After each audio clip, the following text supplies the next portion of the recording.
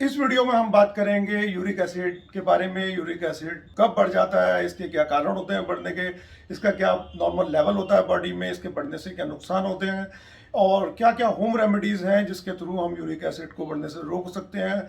और डिस्कस करेंगे कि गाउट क्या होता है, गाउट से क्या क्या नुकसान होते हैं। प्यूरिन से बनता है यूरिक एसिड। जब ये यूरिक एसिड शरीर में ज़्यादा हो जाता है, पहले इसका नॉर्मल लेवल समझ लेते हैं। इसका नॉर्मल लेवल है 4 से 8.5 तक होता है एडल्ट्स में, मेल में, और फीमेल में 7.3 यानी कि थोड़ा कम होता है इसमें मिलीग्राम पर डेसीलीटर। ये आपका नॉर्मल ब्लड में लेवल होता है। जब क्योंकि आज जब आप यूरिक एसिड टेस्ट कराते हैं तो इसकी ये रेफरेंस रेंज दी जाती है 4 से 8.5 और फीमेल में 7.3 तक होता है। तो ये रेंज आपको ब्लड टेस्ट में देखने को मिलती है। जब जब यूरिक एसिड बढ़ता है तो कुछ लक्षण आते हैं। आप इसी और उन्हीं लक्षण में अगर ज़्यादा सिम्टम्स आ जाए, कुछ ग्रुप ऑफ सिम्टम्स आ जाए, तो फिर इसको गाउट बोला जाता है। गाउट यानी आर्थराइटिस, जिसमें कि जोड़ों का नुकसान होना शुरू हो जाता है पैर, उसको भी हम डिस्कस करेंगे सिम्टम्स इसके। और कुछ लोगों में इसके सिम्टम्स नहीं आते, कुछ भी लक्षण नहीं आते, सिर्फ यूरिक एसिड बढ़ा हुआ होता है। तो फिर ऐसे लोगों में फिर इनिशियली कोई मेडिसिन की ज़रूरत नहीं होती, कोई ट्रीटमेंट सच करने की ज़रूरत नहीं होती। कुछ जो कि होम रेमेडीज़ हैं या कुछ लाइफस्टाइल चेंजेस है, उसके थ्रू इसको फिर कंट्रोल किया जाता है। अब बात करें कि इसका सिम्टम्स क्या क्या होते हैं, तो अब अगर ये जो यूरिक एसिड के क्रिस्टल है, जहाँ जहाँ ये जमा होंगे फिर वहाँ वहाँ नुकसान पहुँचाएंगे। और अब यूरिक एसिड जब जमा होगा, अगर जॉइंट्स में जमा होगा तो भी जॉइंट्स में, और जो मोस्ट कॉमनली जो इसका जॉइंट, जो इसमें जो है जोड़ सबसे ज़्यादा अफेक्ट होता है, वो आपके पैर का अंगूठा सबसे ज़्यादा अफेक्ट होता है। तो उसमें क्या होता है, जब इसके जोड़ में ये उस जॉइंट पर या जोड़ पर जब ये क्रिस्टल्स यूरिक एसिड के जमा हो जाते हैं, तो फिर वहाँ पर पेन होना शुरू हो जाता है। वो वहाँ पर स्वेलिंग आ जाती है, और खासकर सुबह उठने में देखने को मिलती है, बहुत ज़्यादा पेन होता है, लाली आ गई होती है, मूव नहीं कर पा रहा होता है। उसको टच करते हैं तो वो गर्म महसूस होता है, और दबाने पे भी, छूने पे भी उसमें काफ़ी दर्द होता है। तो ये इसके लक्षण हो गए।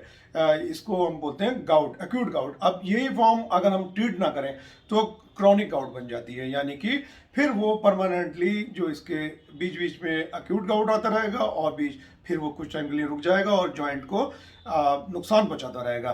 तो फिर ये क्रॉनिक गाउट का रूप ले लेता है। क्रॉनिक गाउट में आपका फिर आगे चल के जॉइंट को जो नुकसान होने का खतरा है वो बहुत ज़्यादा बढ़ जाता है। तो इसलिए यूरिक एसिड को टाइम से ट्रीट करना, मैनेज करना उसके लेवल को बहुत ज़रूरी हो जाता है। उसके लिए क्या क्या होम रेमेडीज़ होती हैं वो हम अभी डिस्कस करेंगे आगे चल के। तो अब बात कर लेते हैं कि ये इसके क्या रिस्क फैक्टर है, किन लोगों में ज़्यादा देखने को मिलता है। ऐसा नहीं कि सभी लोग, अब ये फीमेल्स में इतना कॉमन नहीं होता, एडल्ट मेल में खासकर वो जो 40 साल की एज होती है या उसके बाद, उसमें ज़्यादा कॉमन होता है। अल्कोहलिक्स में ज़्यादा कॉमन होता है, या किसी की सर्जरी वगैरह ज़्यादा हुई हो, अभी हुई हो हाल फिलहाल में, या कोई चोट लगी हो, जब देखने को मिलता है। डायबिटीज़ वाले पेशेंट में ज़्यादा देखने को मिलता है। प्यूरिन जो ज़्यादा लेते हैं उनमें देखने को मिलता है। किसी की फैमिली हिस्ट्री रही हो, फैमिली में किसी को गाउट रहा हो, यूरिक एसिड बढ़ा हुआ रहा हो, तो उसमें ज़्यादा चांस होते हैं। कोई मोटे लोग होते हैं तो मोटापे में कॉमनली देखा जाता है, क्योंकि जो फैट सेल्स होते हैं, एडिपोज सेल होते हैं, वो यूरिक एसिड ज़्यादा बनाते हैं, तो फिर उसका लेवल बॉडी में बढ़ जाता है। तो या कुछ कोई मेडिसिन ले रहे हो, जैसे कि साइक्लोस्पोरिन हो, एस्पिरिन चल रही हो। साइक्लोस्पोरिन जो है आर्थराइटिस में दी जाती है, उससे भी देखने को मिलता है। ये डायूरेटिक्स चल रही हो, डायूरेटिक्स पेशाब को लाने के लिए, पेशाब ज़्यादा बनाने के लिए कुछ मेडिसिन दी जाती हैं। ऐसे पेशेंट में भी हाइपर यूरेसीमिया या यूरिक एसिड का लेवल बढ़ा हुआ देखने को मिलता है। या कुछ लोग लेड एक्सपोजर में रहते हो, यानी कि उनका काम ऐसा हो कि लेड वगैरह जो एक मेटल होता है, हैवी मेटल होता है लेड, अगर वो उसमें काम करते हो तो उसमें यूरिक एसिड बढ़ा हुआ देखने को मिलता है। या फिर कुछ नियासिन, विटामिन बी है, अगर वो ज़्यादा डोज में ले लो तो जब भी ये यूरिक एसिड बढ़ जाता है। अब बात करते हैं दोस्तों कॉम्प्लिकेशंस की। तो अब जैसे मैंने बताया कि यूरिक एसिड बढ़ेगा तो जहाँ भी जमा होगा वहाँ नुकसान पहुँचाएगा। किडनी में जमा हो गया या किडनी के स्टोन बन गए, वो ब्लॉक करने लगे पेशाब का रास्ता, तो फिर किडनी फेलियर हो जाएगा, किडनी की प्रॉब्लम शुरू हो जाएंगी। अब ये जॉइंट में जमा हो रहा है, तो अब ये क्रॉनिक खासकर जब जमा हो जाएगा तो इसके क्रिस्टल्स बन जाते हैं जॉइंट्स में। अब जॉइंट्स में क्रिस्टल बन के, अब ये आप ये फोटो में भी देख सकते हैं, तो ये फिर बाहर की तरफ निकल जाते हैं, गांठ सी महसूस होने लगते हैं। तो ये फिर जॉइंट को पूरी तरह डिस्ट्रॉय करना शुरू कर देते हैं, तो उससे जॉइंट का डिस्ट्रक्शन शुरू हो जाता है अगर इसको सही से ट्रीट नहीं किया जाए। तो फिर ये टोफाई बोलते हैं इनको। तो ये टोफाई आपकी खाल में से बाहर, खाल में भी आसपास के जॉइंट में भी जमा हो जाते हैं, उसके आसपास की खाल में भी जमा हो जाते हैं और अल्टीमेटली ये जॉइंट को आपके नष्ट कर देते हैं। तो इसको बहुत सीरियसली लेना चाहिए टोफाई को। और अगर ये बर्साइटिस भी कर सकते हैं। बर्साइटिस का मतलब होता है कि जॉइंट के जो आसपास जो एक सैक होता है उसमें फ्लूइड भरा होता है, तो अगर उसको उसमें जमा हो जाए तो उसको डिस्ट्रॉय कर देते हैं, फिर आपके जॉइंट को मुसीबत आ जाती है। तो ये एल्बो में काफ़ी कॉमनली देखने को मिलता है, एंकल में भी देखने को मिल जाता है। अब होम रेमेडीज की बात करें कि क्या घरेलू उपाय किए जा सकते हैं इससे बचने के लिए, तो सबसे पहले तो आपको अपना वजन कम करना चाहिए। मैंने बताया कि जो मोटे लोग होते हैं उसका एक रिस्क फैक्टर है। तो मोटापे में क्या होता है, एडिपोज सेल्स जो होते हैं, फैट सेल्स जो होते हैं वो ज़्यादा होते हैं और वो यूरिक एसिड ज़्यादा बनाते हैं। तो इसलिए मोटापे से बचना चाहिए और आपको अपना वज़न कम करना चाहिए। वज़न कम करने में एक बात का बिल्कुल ध्यान रखना चाहिए कि बहुत तेज़ी से वज़न कम नहीं करना है, अदरवाइज तो फिर यूरिक एसिड और बढ़ता है। क्योंकि यूरिन रिच फूड जो होते हैं, जो कि ऐसे नॉन वेज में खासकर होते हैं, उससे बचना होता है। अब नॉन वेज में जो सी फूड्स हैं, खासकर मछलियाँ होती हैं, क्रैब्स होते हैं कुछ तरीके के, तो उससे आपको बिल्कुल अवॉइड करना चाहिए। गुर्दा कलेजी नॉन वेज में खाते हैं तो वो बिल्कुल अवॉइड करना चाहिए, उससे बहुत ज़्यादा यूरिक एसिड बनता है। अब इसी तरीके से वेज सोर्स में अगर बात करें तो फूल गोभी, मटर, पालक, मशरूम, राजमा, इससे भी आपका यूरिक एसिड बढ़ता है। तो इन चीज़ों को आपको अपने डाइटिशियन से मिलकर इसकी डोजेज लिमिट करनी चाहिए या बिल्कुल अवॉइड करना चाहिए।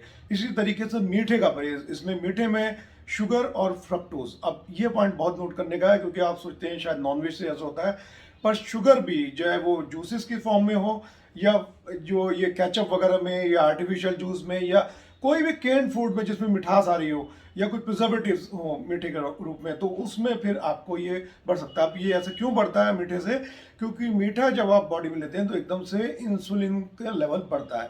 अब जैसे इंसुलिन का लेवल बढ़ता है तो वो फिर यूरिक एसिड के लेवल को बढ़ा देता है। तो इसलिए आपको इंसुलिन स्पाइक से बचना चाहिए। उससे बचने के लिए आपको मीठे से बचना चाहिए। इसलिए फिर ये डायबिटीज़ में हाइपर यूरेसीमिया या यूरिक एसिड का लेवल बढ़ा हुआ देखने को मिलता है। तो मीठे का भी परहेज है, मीठा और नॉन वेज, ठीक है, और प्यूरिन वाली सब्जियां, ये जो मैंने आपको बताया, इससे बचना होता है। पानी बहुत ज़्यादा पीना होता है। पानी पीने का फ़ायदा ये है कि जैसे ज़्यादा पानी पियेंगे यूरिक एसिड किडनी से बाहर फ्लश होता रहेगा, यूरिन से निकलता रहेगा। तो वो जब निकलता रहेगा तो वो कम उसका लेवल हो जाएगा, और जब ज़्यादा पानी पियेंगे तो किडनी से बाहर निकलेगा तो किडनी में जमा भी नहीं होगा। तो किडनी की जो कॉम्प्लिकेशन है, जैसे कि यूरेट के क्रिस्टल्स से आपके स्टोन्स बन जाते हैं, तो वो भी नहीं होगी।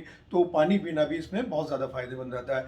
कुछ और घरेलू उपाय हैं जो मैं आपको बता देता हूँ कि अगर आप रेगुलर लेवल पे सिरके का यूज़ करते हैं, ठीक है, तो इससे भी कहीं ना कहीं आपके यूरिक एसिड को फ़ायदा होता है। अल्फा अल्फा पौधा होता है, इसके पौधे के अगर आप इसको रेगुलरली यूज़ करते हैं, इसके कुछ इंग्रेडिएंट्स को ये किसी फॉर्म में आप यूज़ करते हैं तो उससे आपको फ़ायदा होता है। ब्लैक चेरी या चेरी का जूस, ये फ़ायदा करता है आपको। नींबू पानी, मॉर्निंग में गुनगुना पानी आप पीते हैं, इससे फ़ायदा होता है आपको। लौकी का जूस, गाजर का जूस, चुकंदर का जूस, ये भी फ़ायदेमंद होते हैं रेगुलर लेवल पर अगर आप यूज़ करते हैं, क्योंकि इसकी कोई मेडिसिन तो है नहीं, एकदम से इफेक्ट नहीं आता, पर अगर आप रेगुलर लेवल पर इसका यूज़ करते हैं तो इससे आपको फ़ायदा हो सकता है। आंवला का जूस एक हिस्सा और आपका एलोवेरा जूस, ये आप मिक्स करके डेली अगर आप यूज़ करते हैं इसका सेवन करते हैं तो इससे भी आपको फ़ायदा होता है। खाने पकाने में ऑलिव ऑयल का यूज़ करें, इससे भी आपको फ़ायदा मिलेगा। बेकिंग सोडा भी कहीं ना कहीं, अगर आप खाने का सोडा जो होता है अगर आप उसको यूज़ करते हैं तो वो भी यूरिक एसिड को आपके कम करता है, पर वो खासकर अगर आपको बीपी की शिकायत रहती है तो इसका प्रयोग ना करें। तो ये हो गई इसकी होम रेमेडीज़। तो अब अगली वीडियोस में मैं कुछ मेडिसिन्स बताऊंगा जो कि इसके लिए यूज़ होती हैं और इसको कैसे मैनेज करते हैं, कि उसमें कैसे एक्यूट फेज में जब दर्द हो रहा हो कौन सी मेडिसिन, इसको बचाव के लिए कौन सी मेडिसिन, उससे क्या क्या साइड इफेक्ट, क्या क्या डोजेज होती हैं, तो अगली वीडियो हम डिस्कस करेंगे। तो आई होप दोस्तों कि ये वीडियो आपसे इससे फ़ायदा हुआ होगा, आपकी नॉलेज बढ़ी होगी और आप इसको ज़्यादा से ज़्यादा लोगों को शेयर करेंगे। थैंक्स फॉर वॉचिंग दोस्तों, जय हिंद।